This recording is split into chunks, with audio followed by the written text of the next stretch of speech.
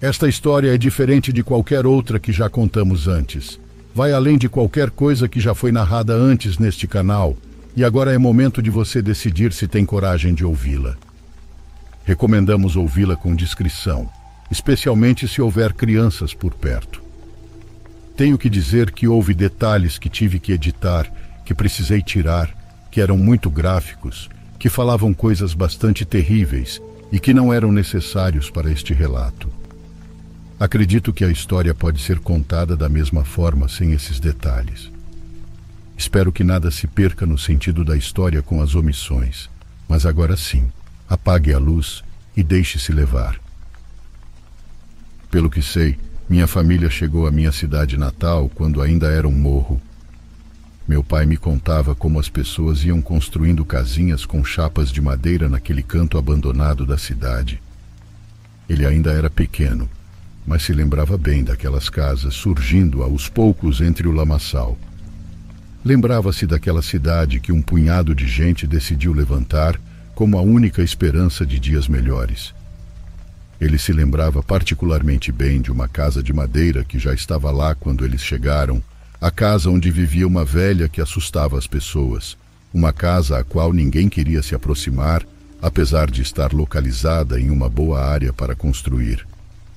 Aquela casa estava lá, no meio do nada, naquele morro sem forma de chegar a ela, muito antes do plano de habitar o lugar.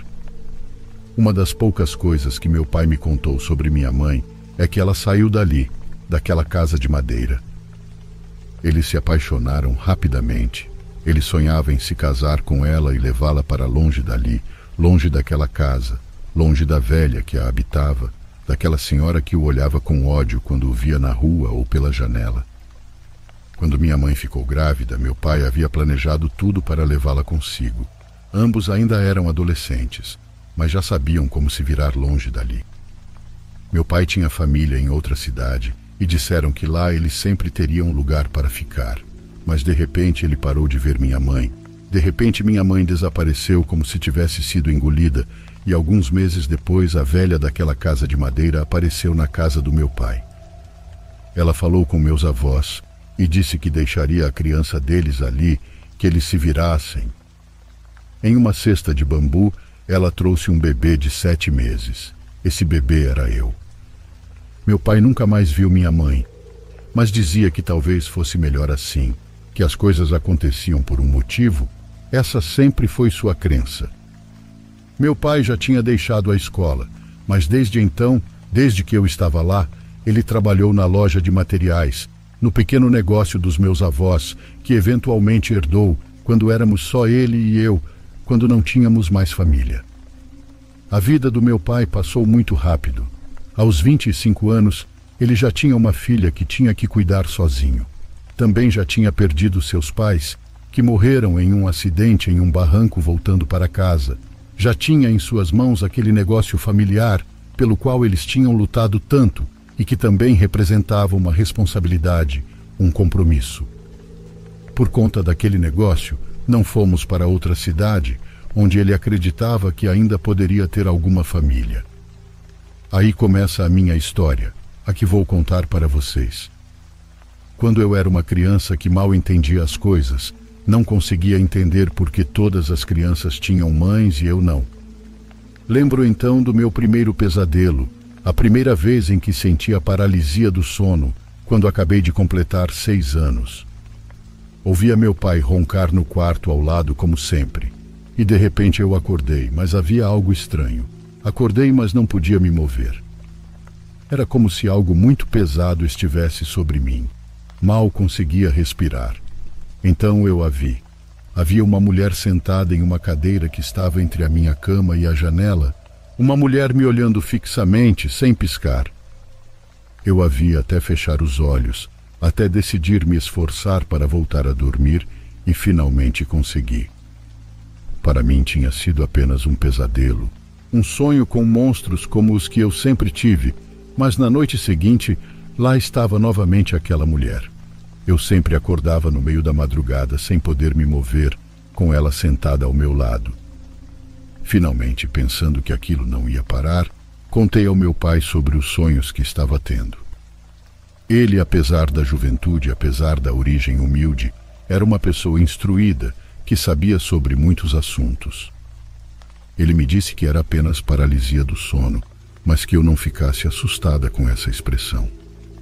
Ele me explicou que assim se dizia quando alguém acordava sem poder se mover, e que o que via no quarto eram apenas sonhos, pesadelos, nada mais que sonhos que se misturavam com a realidade. Ele me disse para nunca ter medo do que eu via. Naquela noite acordei novamente. Lá estava ela, como sempre, sentada ao meu lado, mas desta vez mais perto, e desta vez houve algo diferente. Quando ela notou que eu a olhava, ela sorriu. Apesar de quão macabro isso poderia parecer, as palavras do meu pai sempre ecoavam na minha cabeça. Naquela idade, eu acreditaria em qualquer coisa que ele me dissesse.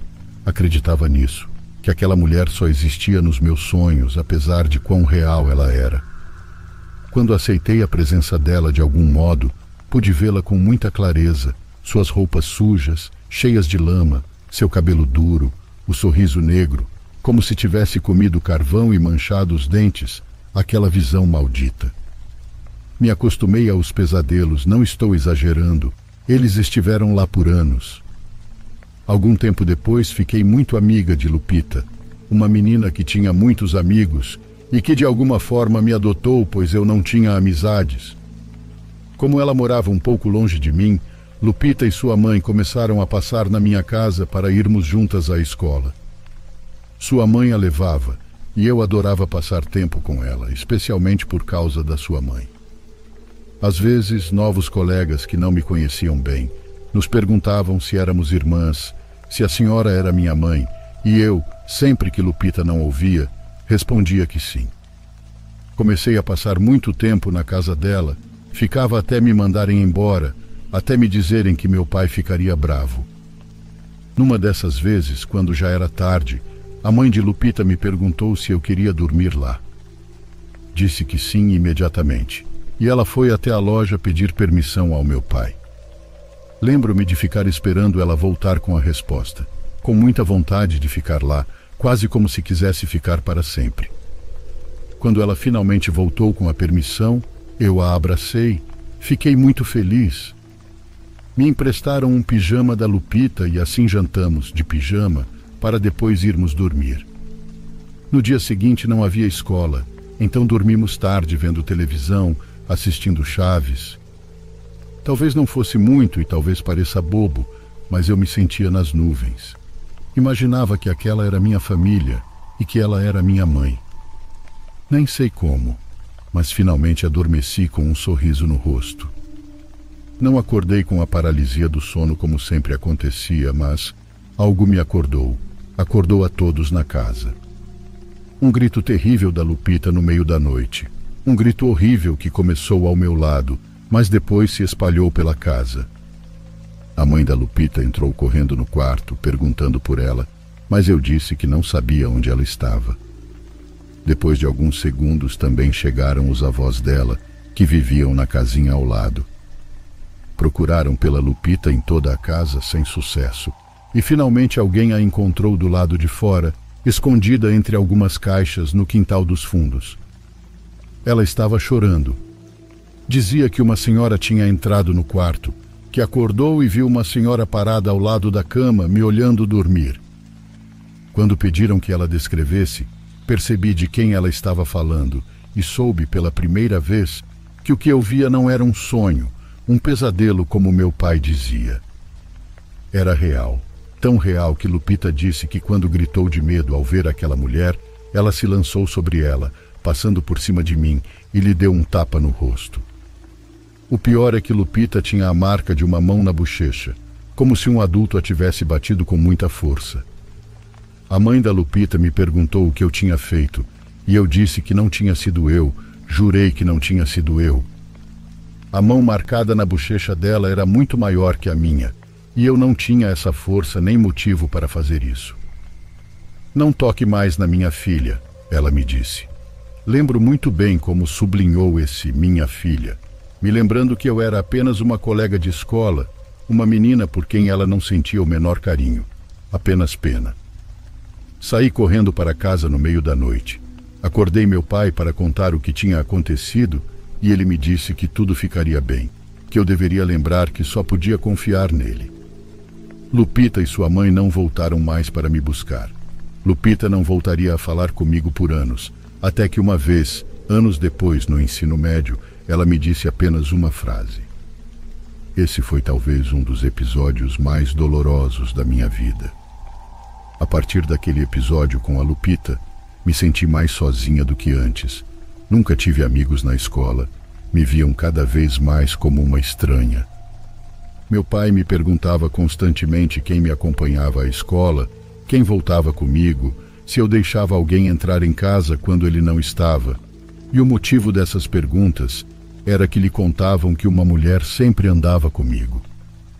Quando seus amigos me viam de longe, diziam que alguém estava comigo, uma mulher muito suja, parecia uma morta que saiu do cemitério.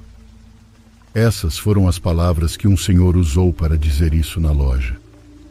À noite eu acordava com a paralisia do sono, mas já não abria os olhos. Tinha muito ódio daquilo que não me deixava em paz, que não me deixava ter uma vida minimamente feliz. E assim, no meu pior momento, conheci Bernardo. Ele tinha 16 anos e estava entrando no ensino médio assim como eu. Dizia que tinha repetido 2 anos, que o chamavam de burro. Bem, com outras palavras que hoje não se usam mais, diziam que ele era lento, que não conseguiria passar do fundamental, mas com muito esforço ele conseguiu. Eu gostava dele porque ele não tinha preconceito contra mim, talvez porque era mais velho. Ele era bom comigo, me dava bom dia, e toda a burrice que ele tinha compensava sendo muito bom no futebol. Então no recreio todos o procuravam para jogar no seu time. Numa ocasião, uma bola acertou em cheio meu estômago. Ele parou de jogar para vir me ver e ficou comigo até eu parar de chorar. Ele era nobre e gentil, e embora não demonstrasse na escola, parecia muito inteligente. Naquela tarde ele me acompanhou até em casa, e lembro dos olhares de todos sobre nós dois, e como de repente ninguém mais zombou de mim. Bernardo começou a passar em casa para me buscar e me deixava todos os dias. 2 semanas depois ele me pediu em namoro e eu disse que não, que meu pai não permitiria. Isso era verdade, mas além disso havia algo em mim, um ódio auto-infligido que me fazia acreditar que não merecia isso. Mas naquele tempo, naquelas semanas, fui menos infeliz. De verdade, foi muito bom estar com ele. Um desses dias, tive que ir sozinha ao mercado buscar algumas coisas que meu pai precisava. Ele não podia fechar a loja e me mandou. Uma senhora em uma barraca de verduras de repente falou comigo. Eu só estava passando em frente, mas ela me chamou com muito interesse. Chamou minha atenção o fato de que ela olhava por cima de mim, por cima do meu ombro, como se estivesse olhando para alguém atrás. A primeira coisa que ela fez foi perguntar o nome da minha mãe. Eu disse que nunca a conheci, que nunca vi minha mãe, que nem sabia se estava viva. Você traz uma morta com você, tenha cuidado, ela disse. Eu ri porque sabia de quem ela estava falando. Disse que desde que me lembrava a trazia comigo, mas só podia vê-la à noite quando tinha paralisia do sono, que era bom saber que nunca estava sozinha, que pelo menos aquela coisa cuidava de mim. Cuidar? Não, menina, ela está buscando algo de você, sempre procurou. Está se alimentando de você porque você é uma bruxa, como ela foi. Isso, o que ela disse, realmente me surpreendeu. Não soube o que responder. Olha, menina, entre bruxas, nos cuidamos, mas esta quer algo de você e isso não é bom. Se você quiser saber como afastá-la, me procure na minha casa. Olha, vou anotar meu endereço, porque logo você vai se tornar uma mulher, e se ainda a trouxer consigo, não vai poder afastá-la. Apenas alguns dias depois, tive meu primeiro período menstrual. Me assustou, pois não sabia bem sobre o assunto por sempre ter vivido apenas com meu pai. Me lembrei das palavras daquela mulher e fui vê-la. A senhora me ajudou, disse que também nasceu bruxa, mas nunca quis fazer tudo o que era necessário para ser uma. Ela era católica. ou parecia ser católica porque sua casa estava absolutamente cheia de quadros e figuras religiosas. Ela me disse que eu poderia renunciar a tudo aquilo, ao mal, que teria que dedicar minha vida a ajudar, a concentrar-me na fé, embora sempre fosse capaz de ver essas coisas horríveis que estão perto de nós, mas que ninguém mais pode ver. Eu era sensível e isso nunca iria embora. Fiz o que ela pediu, rituais que não irei entrar em detalhes. Mas bruxaria é mais fácil de fazer do que as pessoas acreditam. Bem, tudo, absolutamente tudo está à nossa disposição, mas feito da forma errada, pode trazer as piores consequências. Após vários dias e noites de rituais, finalmente uma madrugada acordei como sempre, mas desta vez pude me levantar e caminhar até a janela. Vi novamente aquela mulher, a mulher que sorria para mim desde os 6 anos, mas desta vez do lado de fora, na rua, me olhando de longe, com um ódio que eu podia sentir. Eu me afastava cada vez mais do meu pai, me afastava cada vez mais de Bernardo, mas sentia falta deles. Eles eram os únicos que me entendiam, ou pelo menos tentavam. Lupita, que já não falava comigo, estava em outra turma da mesma escola, e uma única vez, ela se aproximou de mim apenas para dizer que fosse à quadra. Eu não entendia por que ela disse isso, mas quando cheguei lá, compreendi. Uma de suas amigas estava abraçada com Bernardo, e eu fiquei fervendo de raiva. Pela primeira vez entendi o que sempre senti por ele. Morria de ciúmes, e isso não ia ficar assim. Aquela maldita garota, que era uma das mais bonitas da escola, tirava de mim o único que havia estado ao meu lado, minha única chance de ser feliz. Maldita, ela fez isso de propósito, fez para me machucar, para zombar de mim, pensei. Passei suficientes tardes na casa daquela senhora que me ajudou, ouvindo o que ela e suas conhecidas diziam sobre as outras, sobre as más, as que dançavam com os demônios. Ouvi o suficiente para saber onde procurá-las. Meu pai trabalhava tanto que não percebeu quando saí aquela noite para ir ao cemitério. Lá encontrei um saco grande de lixo, logo abaixo de um túmulo marcado por um anjo sem cabeça. Segundo o que eu tinha ouvido, isso significava que elas estavam lá naquela noite, que estavam por perto. Eram 3. As encontrei no fundo do cemitério, perto de um túmulo aberto. Elas não se surpreenderam ao me ver, não pararam o que estavam fazendo. Era como se no fundo soubessem que eu era uma delas. Eu disse que queria algo, que estava disposta a dar tudo. Uma delas olhou para mim. Ainda hoje não entendo como tive coragem de fazer o que fiz naquela noite. Voltei para casa pouco antes do amanhecer, me deitei de bruços e ouvi meu pai se levantar. Ele passou pelo quarto e me disse que ia trabalhar, que eu não devia me levantar tarde. Eu respondi, mas não lembro de ter feito isso por conta própria. Só lembro que minha voz disse, tudo bem. Eu não conseguia me mexer, adormeci sobre os braços, sentindo uma estranha sensação de liberdade, como se nada mais fosse minha responsabilidade, como se tudo o que estivesse prestes a acontecer fosse para uma causa maior, para alguém mais. A morta estava sobre mim, mas desta vez era diferente porque, para começar, era dia. Isso nunca tinha acontecido antes e então escutei alguém se aproximando. Por um momento me perguntei se era meu pai, se ele tinha voltado porque talvez tivesse esquecido algo, mas o que quer que estivesse ali cheirava a esgoto, a algo podre, um cheiro horrível. Percebi que eu tinha trazido a morta, mas era diferente. Não era aquela mulher que sempre estivera perto de mim. Quando acordei algumas horas depois, tonta e coberta de suor, consegui chegar ao banheiro quase me arrastando e o cheiro voltou. Então eu a vi no espelho atrás de mim. Era a primeira vez que via algo sem que meu corpo estivesse congelado, sem aquele nível de inconsciência que até então tinha sido necessário para que eu pudesse vê-los. Seu rosto parecia derretido, como se tivesse sido exposta ao fogo, e eu podia vê-la. Ela estava feliz. Era a minha morta, a qual eu teria que carregar. A doença daquela garota, daquela que eu amaldiçoei por ter me roubado Bernardo, foi longa e triste. À noite saía de casa e ia até a dela. Uma vez a segui da escola para saber onde ela morava. Seguia ela e Bernardo, subia no telhado dos vizinhos para poder vê-la pela janela, para vê-la sofrer. Desfrutava de ouvir os cachorros latindo quando eu corria de volta para casa, rindo, vendo como alguns pobres coitados espiavam pelas janelas. Imaginava o terror que sentiam ao me ver, e aquele temor eu sentia no nariz. Era um cheiro doce que me encantava. Aquela garota, sua pele se encheu de escamas, metade de seu rosto congelou e parecia derreter, ficando cada vez mais parecida com a minha morta. Toda a beleza que ela tinha desapareceu.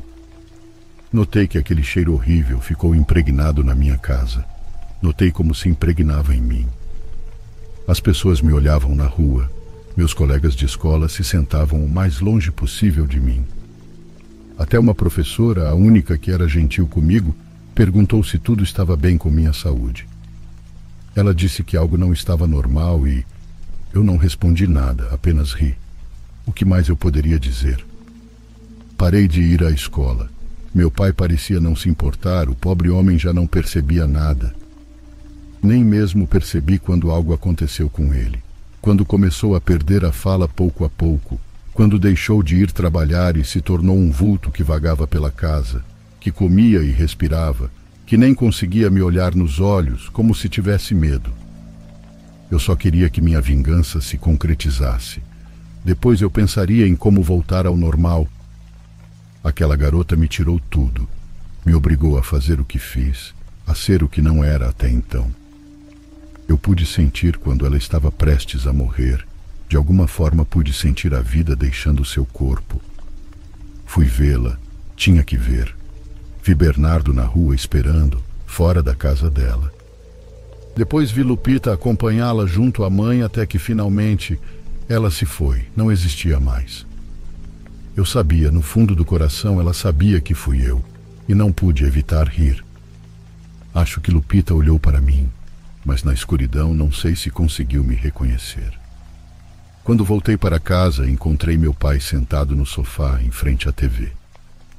Estava frio, havia morrido horas antes e algo me fez saber que foi minha culpa, que era parte do que eu tinha que dar, mesmo que nunca me tivessem perguntado. Essa é a questão com ele. Você pode oferecer algo em troca de seus favores, mas no final ele vai tomar o que considera justo. A loja fechou, nem sei o que aconteceu com ela. A casa se encheu daquele fedor. A morta nunca mais se foi, ao contrário, outras chegaram. Cada vez que eu ia ao cemitério, cada vez que fazia algo lá, um novo chegava, e quase todos ficavam por ali. Eu já saía só à noite. Durante o dia tinha medo que Bernardo me visse, que vissem no que eu tinha me tornado. Minha pele começou a secar. No braço surgiram escamas estranhas como as daquela garota. Lembro bem de quando uma amiga da mãe de Lupita bateu na minha porta. Não sei por que me procurou, não sei o que sabia sobre mim. E eu não sabia o que ela queria, mas ela estava decidida. Me disse que seu namorado estava se encontrando com outra mulher. Ela era divorciada, havia perdido o marido para uma mulher mais jovem e não iria permitir que isso acontecesse novamente. Ela me disse para fazer o que fosse necessário. Ela disse que me pagaria qualquer valor que eu pedisse. Eu não conseguia parar de rir. Não fazia ideia de como fazer o que ela pedia, mas sabia que seria algo muito simples. Afinal, já havia conseguido coisas muito mais complicadas para mim. Então fui ao cemitério, procurá-las, as que me ensinavam tudo. Lá entendi o que realmente significava um feitiço de amarração, quando feito de verdade. E percebi que o amor, seja o amor de família, de amigos ou de casal, não pode ser criado. Não há como criar o que não existe, nem reviver o que morreu. Havia como fazer o que a mulher pedia, claro, mas não seria real. Então conversei com a mulher e expliquei. Disse que sim, poderia fazer com que seu parceiro ficasse ao seu lado, mas ela sempre saberia que ele não queria estar com ela, que se ele pudesse, já estaria com outra pessoa, que ela soubesse, que estivesse consciente de que sempre saberia que ele preferia estar com outra e estava ali apenas porque não podia ir embora, como um pássaro enjaulado. Ela nunca mais saberia se ele a amava de verdade ou estava lá simplesmente porque não podia sair. Eu disse que ele já não era dela, que nunca mais seria, mas que ela decidisse se queria mantê-lo mesmo assim. Ela me surpreendeu. Respondeu que não queria tê-lo dessa forma, mas que, se ele não fosse dela, não seria de ninguém. Ela disse que também não queria que aquela mulher, aquela que estava roubando ele, aquela que ele desejava, fosse feliz. Queria que ela nunca mais fosse feliz na vida. Eu fiz o trabalho, fiz o que ela pediu, fiz absolutamente tudo e testemunhei como aquilo pelo que ela pediu se tornou realidade. E depois dessa mulher, veio outra pessoa, e outra, cada vez pedindo coisas mais fortes, cada vez dispostas a dar mais, a entregar o que fosse necessário para conseguir o que queriam. Fui percebendo que as pessoas não eram tão diferentes de mim. Se tivessem a possibilidade de pedir algo, qualquer coisa, para satisfazer seus mais profundos desejos de vingança, muitos aceitariam. Percebi que as pessoas estão dispostas a dar mais por ódio do que por amor. Os anos foram se passando, minha pele foi murchando, ao contrário do que alguns dizem sobre a juventude eterna. Não é assim, pelo contrário. Aquilo a que me entreguei foi sugando minha vida. Sei que aparento ter algumas décadas a mais do que tenho. Quando saio de dia, sempre ouço os comentários das crianças. Lá vai a bruxa. Às vezes ignoro, especialmente se sinto aquele aroma doce de medo. Mas outras vezes, basta um olhar para que se arrependam. E faço questão de que, quando isso acontecer, se lembrem de mim. Posso ir vê-los. Alguma vez já sonharam que saem de seu corpo? Isso existe e pessoas como eu podem controlar isso. Podem fazer isso todas as noites. Podemos ir ver quem nos importa. Podemos ver se os trabalhos que fizemos estão progredindo como devem. Algumas casas cheiram a medo. Quando há espíritos, quando há violência, quando há dor, as casas cheiram a medo e estaremos perto delas. Também, nem todas nós vestimos preto. Há bruxas que te veem com um sorriso no rosto, que se vestem como se estivessem saindo da igreja, que te dão bom dia, que te dizem que te amam. Há bruxas que dizem que Deus te abençoe. Somos mais normais do que pensam. Não voamos. Não me transformo em bolas de fogo, nem deixo minhas pernas para me transformar em animal. Simplesmente temos contato direto com o mundo dos mortos. Falamos com eles. Temos formas de usar esse mundo espiritual como alguém que aprendeu a manipular o metal para transformá-lo em uma espada. Somos apenas um ferreiro que tem que colocar as mãos no metal ardente, sabe? Foi na feira, a alguns passos daquela barraca onde tudo começou, que notei que a garota de um local estava ouvindo algo sobre bruxas. Não pude evitar ficar um momento para ouvir o que me fez sorrir por quão errada estava a história, pelo menos sobre o que eu sou. A garota da barraca estava com medo. Eu podia sentir e simplesmente perguntei o que ela estava ouvindo. Ela me disse que eram histórias de bruxas. Eu me sinto cada vez mais cansada. Cada vez há mais mortos comigo, e meu corpo vai se debilitando por cada coisa que dou em troca do que peço. Às vezes, à noite, eu subo com muito esforço nos telhados, só para observar as pessoas que passam. Qualquer coisa é melhor do que ficar deitada e que o morto suba em mim, porque cada vez que isso acontece, há mais deles perto de mim, cutucando minhas costelas, beliscando minha pele como se quisessem atravessá-la, como se quisessem se alimentar da minha carne. Sinto que a qualquer momento vão conseguir.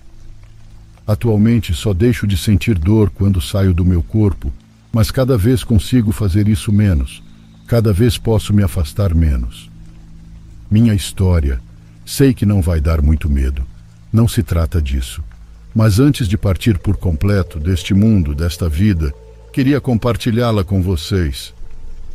Sublinhei neste e-mail as coisas que, por favor, peço que não oculte. Digo meu nome a todos. Verônica. Não mude o nome de Bernardo, quero que ele saiba, se algum dia ouvir, que fui eu. Não mude o nome de Lupita, porque ela reconheceria esta história. Quero que ela saiba que eu fiz, o que fiz com sua amiga. Sim, eu fiz.